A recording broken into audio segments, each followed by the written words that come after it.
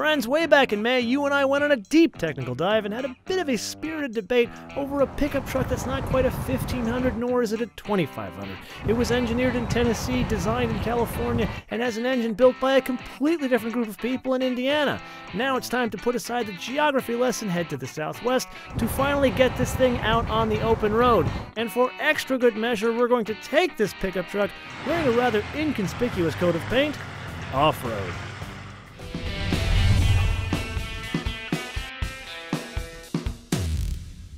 All right, let's get the facts out of the way. This is a 310 horsepower, 555 foot-pound, 90-degree Cummins V8. Cummins V8. That's nothing new for us. We've been doing V engines since the 1920s. We have V engines in the military. We have V engines all the way up to 95 liters. It's over 4,000 horsepower of Cummins V engine technology. And oh yeah, there's no G in Cummins. So this 90-degree V8 is a 5-liter compacted graphite iron block, aluminum heads, aluminum intake, all for a package under 800 pounds. It's important in a truck this size. You don't want a whole bunch of weight in front of you. So that 555 foot-pounds of torque, that comes in at 1600 RPM and almost stays to redline. How do we do that? The Cummins M2 turbocharger by Cummins Holset. This turbocharger is a single unit, one single unit that has a high pressure and a low pressure turbo in one unit. This is not twin turbos. So lots of debate on this. Not twin turbos, say it with me, single unit. Single turbocharger, unit, assembly, however you want to say it. There is one assembly. Anyway, that high pressure turbo gets you off the line. That low pressure turbo keeps that torque curve flat, almost a red line. The patented technology that we have called an RTC valve modulates between the two, 555 foot-pounds flat. All right, so I think we covered everything. We've got the horsepower, we've got the torque, we've got the fact that it's not the first and only V8 that we make. We've got the single turbocharger assembly. So that's it from Cummins in Columbus, Indiana, land of single turbos. Friends, welcome to the Beeline Highway, about 45 miles outside of Scottsdale, Arizona. Let's get something out of the way right from the top. Fork 'em Devils. Now, pulling power. So we talked about this 555 pound-feet of torque in now 2 films. And now, what is it?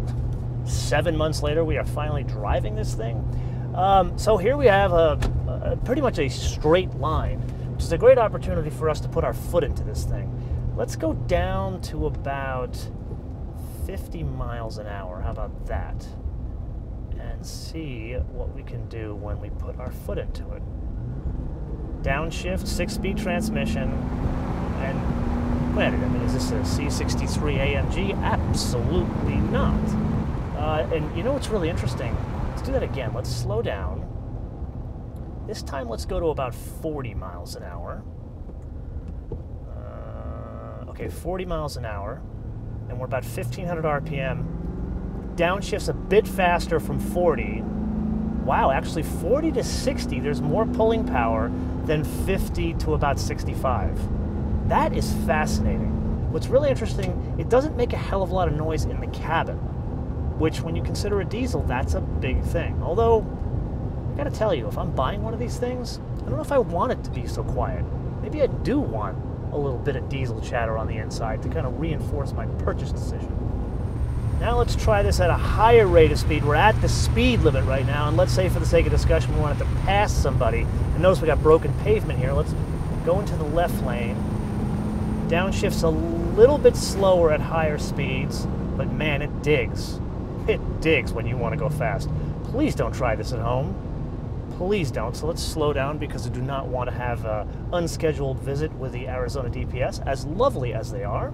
And speaking of lovely, will you look at this? Look at this vista point. I mean, this is, granted, I did not know this when I first came to school out here, but what beautiful country.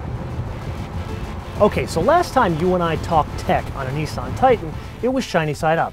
Today we have a bit of a different scenario because we have the very good fortune of putting one of these things up in the air and seeing her naked. So let's find out what makes an XD an XD. Now let's start with the front. So the subframe here. That's lifted from an NV commercial van, but it's been modified to accept four-wheel drive. Then notice the ladder frame. There's a seam here, and it goes all the way to the front. This piece also has been pilfered from an NV commercial van, but it too has been modified to accept four-wheel drive.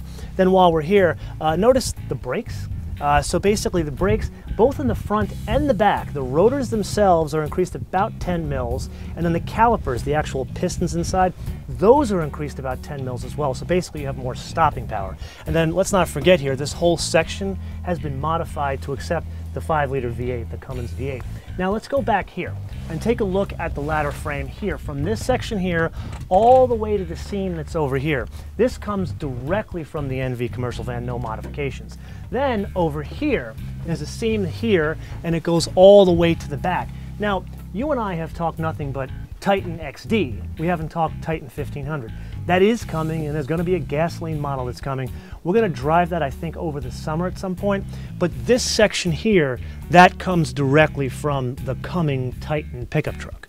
One other difference back here, take a look at this gooseneck cross member here. When we first talked about this in the tech film, the gooseneck trailer, the hitch, is fitted as standard to all these things. So one of the benefits that you have here is this cross member, because it's fitted as standard at the factory, it's bolted directly to the frame. One other really interesting side note here, the actual gooseneck, usually there's like a kingpin off to the side to release the hitch itself. Here there's a quick release off the top of the hitch to pull the hitch out, so you don't have to go out of the bed to pull the thing. So overall, put all of this together and it translates to a payload of about 2,100 pounds. And towing capacity, remember we talked about this? I kind of guesstimated at 12,000. Turns out I was really close. 12,300 towing capacity, and that is for the crew cab 5-liter diesel XD. Okay, so this is probably the steepest obstacle we're going to have today. I've got the differential lock, I've got 4-wheel low, and let's see, the diesel is pulling us up pretty good, man. Oh, that didn't go well. That didn't happen. Okay, so we're getting to the crest of the hill here now. Pretty interesting how this thing moves. Now this is like a frame twist here. So let's actually go on the wrong line. That would be the good line over there and you'd have no problem. But this is where we're kind of going over the frame twist. And I wonder what that looks like over there. Okay, so now we got two choices here. I don't think that's even a choice to go through. So let's go through this rut here. Then we're gonna go off to the side a little bit. The parking sensor goes off. That's hysterical. That's what I mean by Longhorn Lexus. Here we are completely off-road, and the sensors are like, what the hell is going on here? What are you doing to me? I'm too fancy for this. Look at this. Okay, there's a rock here we gotta avoid. You know, this is the funny thing. Like, what is this? These things are anywhere from $40,000 to $60,000. So like the base, the crew cab XD work truck is 40, and then the super duper fancy Platinum Reserve, whatever the hell they call it, the Longhorn Lexus, that one is 60. So this one's what, like mid-50s the way it's equipped? And would you really take this thing out here? I would be terrified to take such a fancy truck out here. And it's amazing that a $50,000 truck with very sensitive parking sensors can actually do this. And let's, you know, put aside the Bilsteins and the ladder frame and all that kind of thing. We're doing this with navigation, with satellite radio. I got my ass being cooled. I think the only thing we're missing is a sunroof. You know what's really interesting? We're doing this, what, at 1,000 RPM? Granted, I'm not going to do this really fast, but we're doing this about 1,000, 1250 RPM. Let's see. Oh, wait. So now this is where we got one hell of a rut. So we're traversing. Oh, wait now. Okay, let's go back. We got stuck there. Now check that out.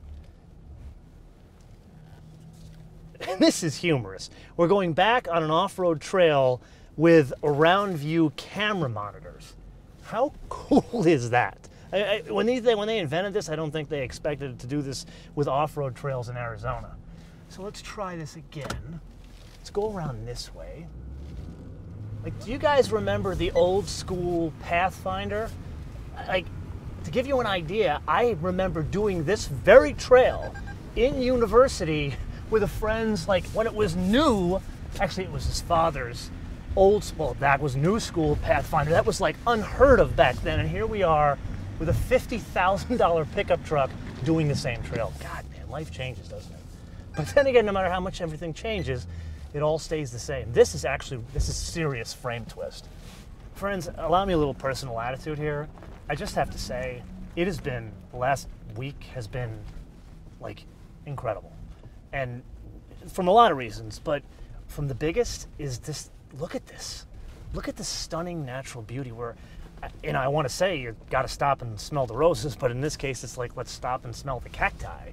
Literally, just a couple of days ago, you and I were driving in the stunning hills in that amazing racetrack in southern Spain overlooking the Mediterranean. Here we are now overlooking the desert, the beautiful American West, overlooking Fountain Hills and the McDowell Mountains. It's just, it shows you how amazing life can be.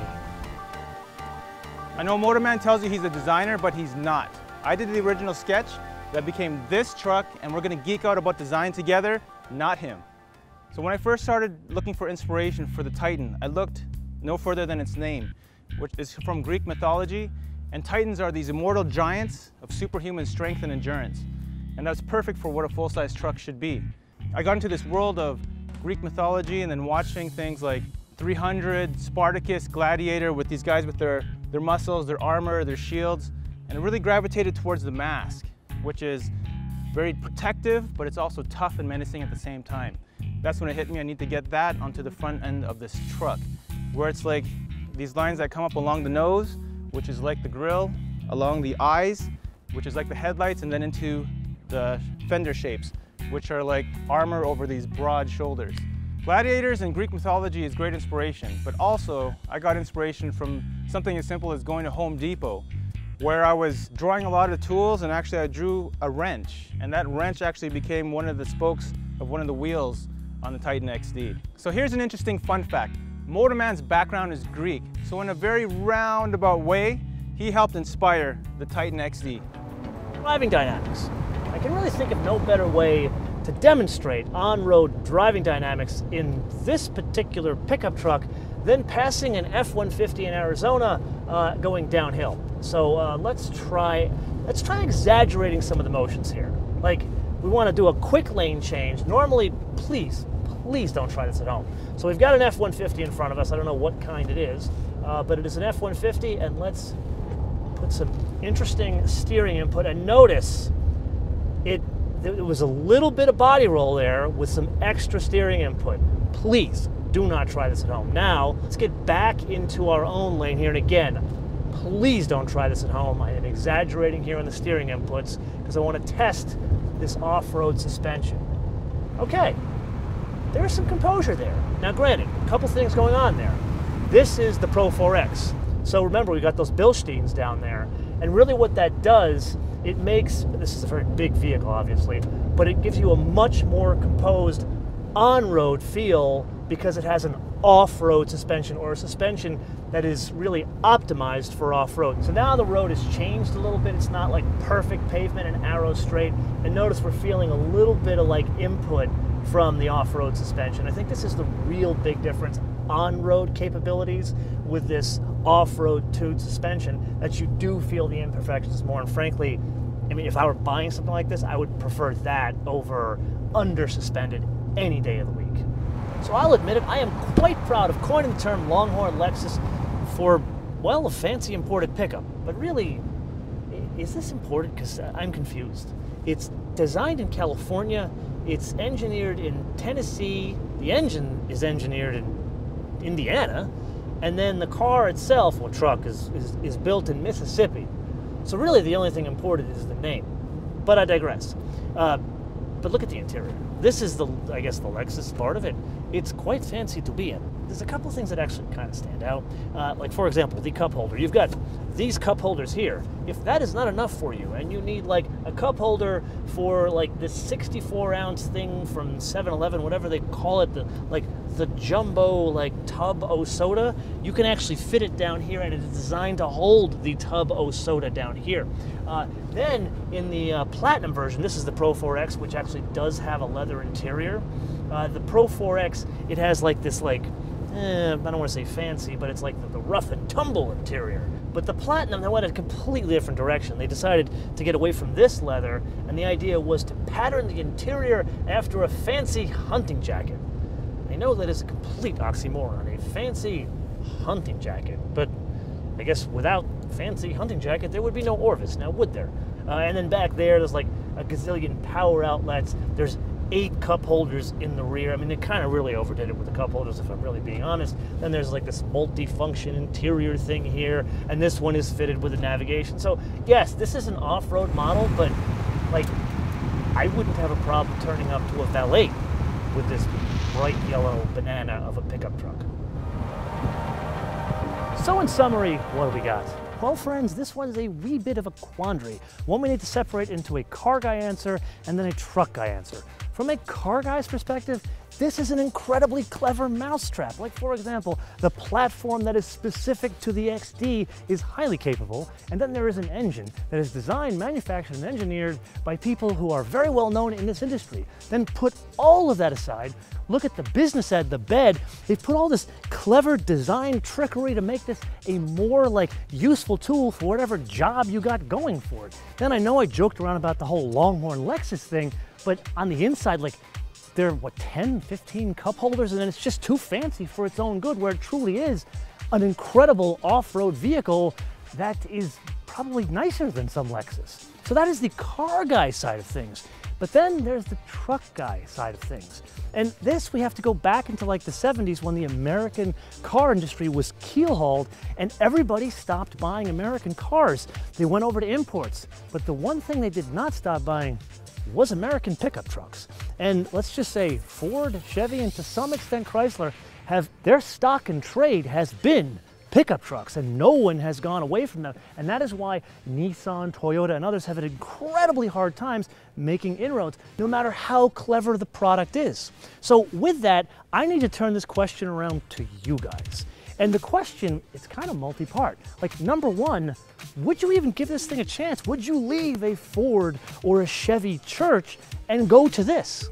And then, what is the job for the tool that you have here? Like, what are you doing with it? And then last but not least, what region of the world do you live in? Like, where are you taking this thing, doing this job with this specific tool? Let me know if you would give this thing a chance and all those other things. Let me know in the comments below or via our social media, Motoman TV on Word, Motoman TV on Word, Facebook, Twitter, and Instagram. And with that, I want to leave you with 2 things. Number 1, join us via our brand new fancy mobile app, which is free from the Apple iTunes Store or Google Play. You can download those today. And one last very important thing, fork 'em devils.